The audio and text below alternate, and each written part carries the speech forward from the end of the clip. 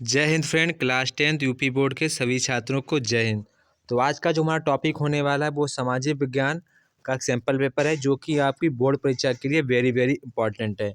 आज हम आपको बताएंगे कि आपको बोर्ड परीक्षा में लॉन्ग आंसर कैसे लिखने हैं और शॉर्ट आंसर किस प्रकार से लिखने हैं ताकि आपको एग्जाम में पूरे फुल मार्क्स दे। तो इस बात को आपको बताएंगे कि आपको बोर्ड परीक्षा में किस प्रकार से आपको लॉन्ग आंसर और शॉर्ट आंसर लिखने होंगे ताकि आपको एग्जामिनर कम से कम नंबर काटे। अगर आप बढ़िया तरीके से लिखने वाले हैं तो फिर आपके नंबर काट ही नहीं सकता। इस बात को आपको ध्यान रखना होगा।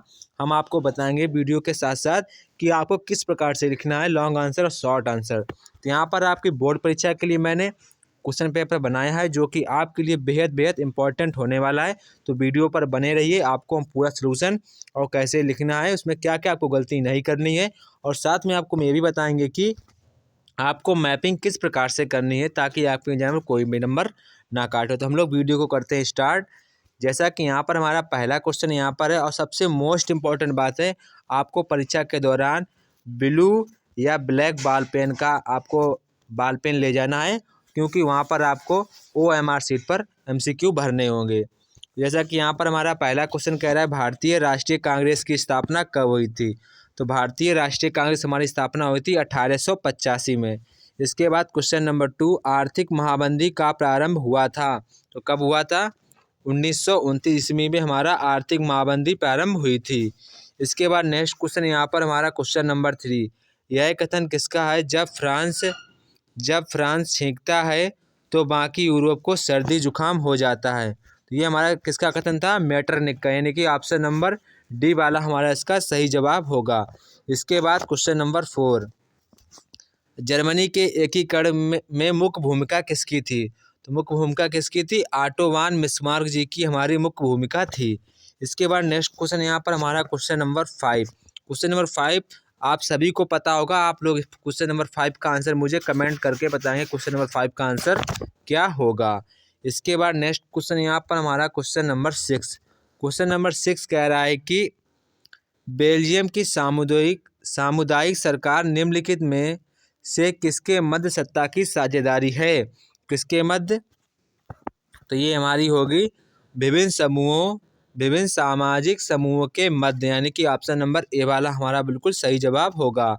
इसके बाद क्वेश्चन नंबर 7 हमारा यहाँ पर है, निम्नलिखित में से कौन सा संघ सूची का विषय है। तो कौन सा हमारा है? रक्षा। हमारा रक्षा बिल्कुल इसका सही जवाब होगा। इसके बाद क्वेश्चन नंबर 8 जो कि बेहद इंपॉर्टेंट क्वेश्चन है, इसको आपको ध्यान रखना होगा। भारतीय संघ में कितने राज्य हैं? कितने राज्य हमारे हैं इस समय प्रेजेंट टाइम में? हमारे 28 राज्य हैं। इसके बाद क्वेश्चन नंबर 9 कह रहा है, यदि हम लैंगिक भेदभाव की बात करते हैं तो उसका अर्थ होता है। तो उसका अर्थ क्या होता है? यहाँ पर होता है समाज में स्त्री एवं पुरुष की असमान भूमिका, यानी कि ऑप्शन नंबर ए वाला हमारा बिल्कुल इसका सही जवाब होगा। इसके बाद क्वेश्चन नंबर 10 कह रहा है, भारत में सबसे अधिक बोली जाने वाली भाषा कौन सी है। तो आप सभी को पता है हमारी बोली जाने वाली भाषा सबसे अधिक कौन है? हिंदी सबसे अधिक भाषा बोली जाती है, इसको आपको ध्यान रखना होगा। इसके बाद क्वेश्चन नंबर 11 यहाँ पर हमारा कह रहा है कि निम्नलिखित में से कौन सा परंपरागत संसाधन है। तो हमारा कौन सा होगा परंपरागत संसाधन? हमारा होगा प्राकृतिक गैस, यानी कि ऑप्शन नंबर सी वाला हमारा बिल्कुल करेक्ट आंसर होगा। इसके बाद क्वेश्चन नंबर 12, लैटेराइट मिट्टी निम्नलिखित में से किस राज्य में पाई जाती है। तो किस राज्य में पाई जाती है? जो कि हमारी महाराष्ट्र में पाई जाती है। कहाँ पाई जाती है? महाराष्ट्र में।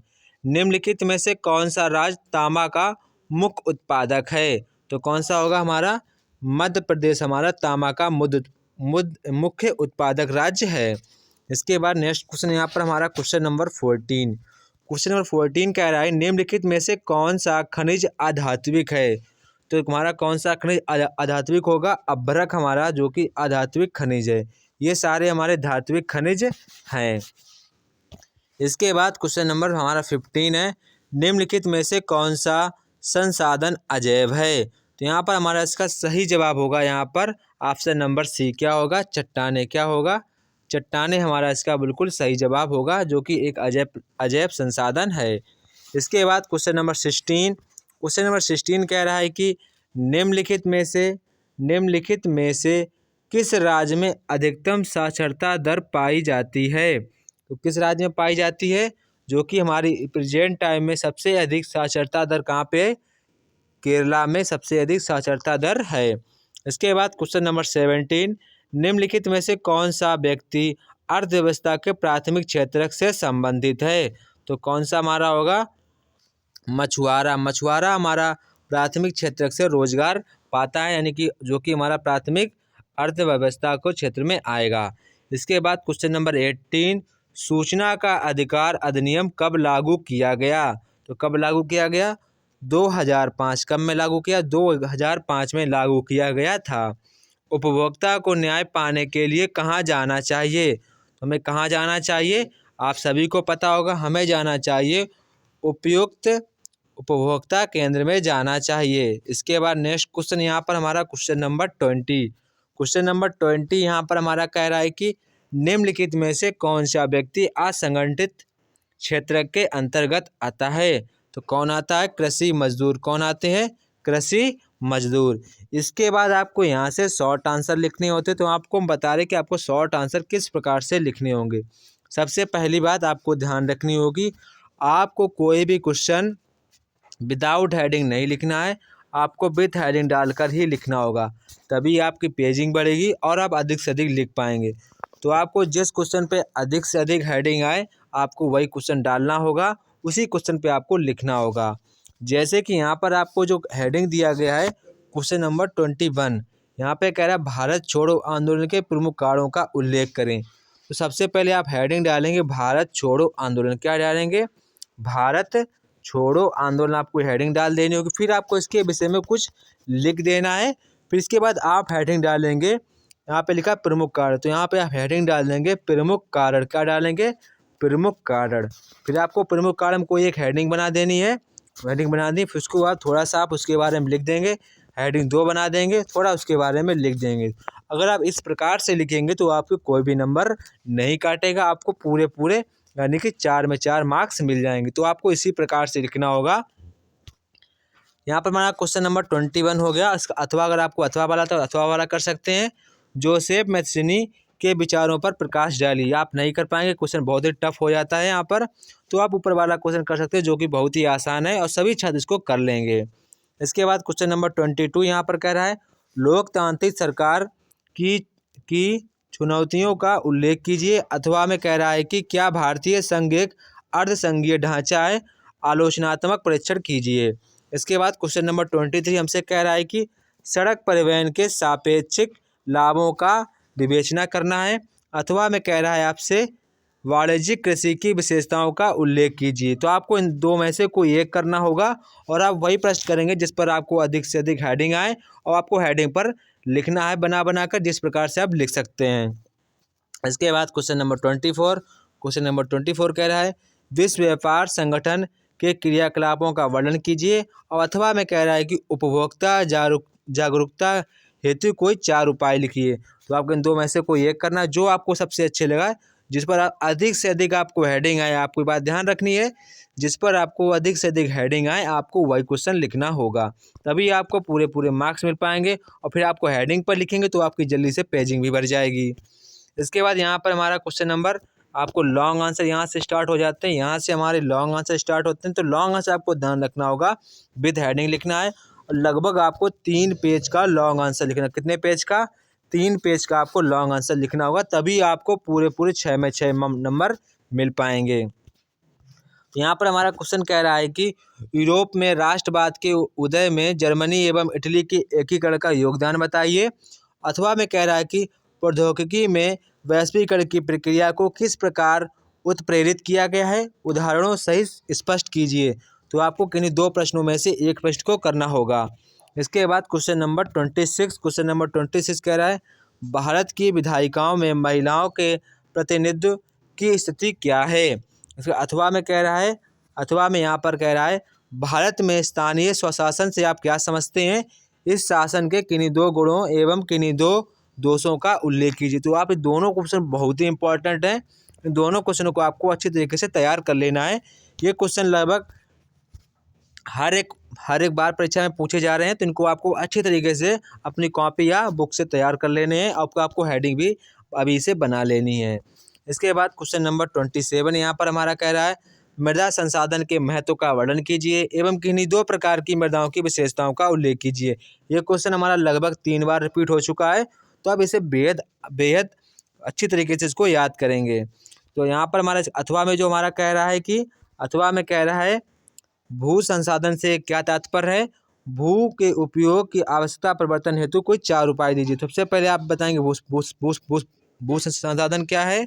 इसके बाद आपको बताना होगा भारत में भू उपयोग के आपको कोई 2 नियम बताने होंगे।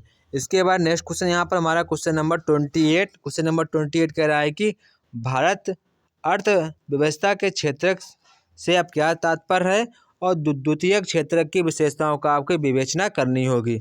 इसके बाद और प्रश्न जो हमारा दिया गया है, और में कहा गया कि संगठित एवं असंगठित क्षेत्रों के विभेद कीजिए एवं असंगठित क्षेत्र के कर्मचारियों की समस्या पर प्रकाश डालिए।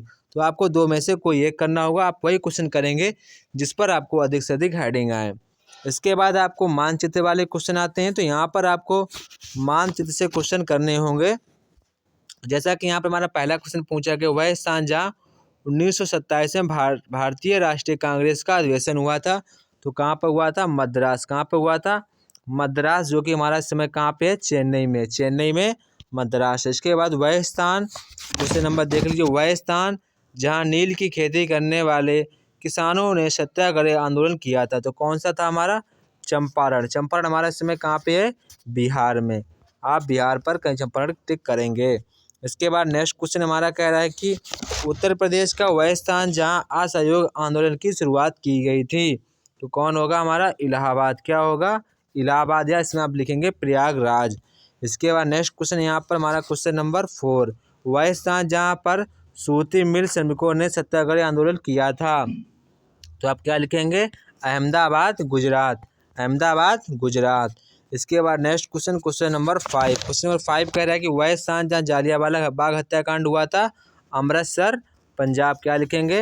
अमृतसर, पंजाब, आप इसका आंसर लिखेंगे। ये हमारे हिस्ट्री से मैपिंग के क्वेश्चन आते हैं। इसके बाद हमारे यहाँ पर ज्योग्राफी से क्वेश्चन आते हैं। यहाँ पे कह रहा है दक्षिण भारत की एक नदी का आपको नाम लिखना होगा, तो आप लिख सकते हैं गोदावरी। क्या लिख सकते हैं? गोदावरी या कृष्णा, कावेरी, आप कोई भी नदी लिख सकते हैं। इसके बाद यहाँ पर कह रहा है कि कपास उत्पादन का एक प्रमुख क्षेत्र एवं चिन्ह बताइए, तो आप क्या बताएंगे? जहाँ कपास होता हो आप बता सकते हैं महाराष्ट्र। क्या बता सकते हैं? महाराष्ट्र बता सकते हैं।